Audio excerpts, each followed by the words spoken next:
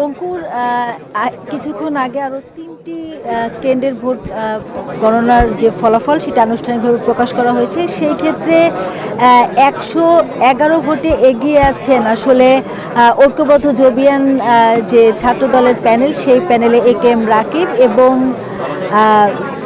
অদম্য জবিয়ান যে প্যানেল শিবিরের, তার প্যানেলে কিন্তু এখন পর্যন্ত যে ভিপি প্রার্থী তিনি ভোট পেয়েছেন ১,০৩১টি, অর্থাৎ ভিপি ক্যান্ডিডেট এগিয়ে ছাত্রদল। কিন্তু যদি এই ১১টি কেন্দ্রের তথ্য বলি, সেক্ষেত্রে জিএস পদে কিন্তু এগিয়ে আছে শিবির এবং এজিএস পদেও এগিয়ে আছে শিবির। একটু এই ১১টি কেন্দ্রে জিএস পদের যে মোট ভোট এখন পর্যন্ত আনুষ্ঠানিকভাবে ১১টি কেন্দ্রের, তার একটু সংখ্যাটি বলতে চাই।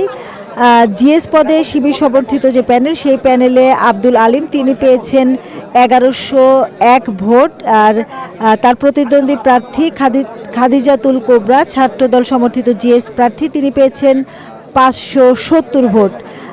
এছাড়াও জিএস পদে শিবির সমর্থিত যে প্যানেল অদম্য জবিয়ান, সেই প্যানেল থেকে মাসুদ রানা পেয়েছেন ১,০২০ ভোট এবং ছাত্র দলের যে প্যানেল ঐক্যবদ্ধ জবিয়ান, সেই প্যানেলে এজিএস পদে লড়ছেন তানজিল, তিনি পেয়েছেন ৮৯৮ ভোট। অর্থাৎ যে ভোট গণনা, সেই ভোট গণনার যে ধীর গতি সেটি কিন্তু এখনও আছে এবং ২০ ঘন্টার বেশি সময় পার হয়ে গেলেও কিন্তু আসলে ফলাফল ঠিক কখন নাগাদ দেয়া যাবে এই বিষয় নিয়ে কিন্তু কমিশন এখন পর্যন্ত আমাদের সাথে, আমরা গণমাধ্যম কর্মী যারা আছি তাদের সাথে কোনো কথা বলেনি। এবং যে ওএমআর মেশিন নিয়ে যে ভোট গণনার জটিলতা ছিল, সেটি নিয়ে রাতে কিন্তু একটু দীর্ঘ সময় গেছে, তারপরে সকালে গণনা শুরু হয়। এখানে একটু হট্টগোলের সৃষ্টি হয়েছে এবং গণনার যে জায়গা, সেখান থেকেও কিন্তু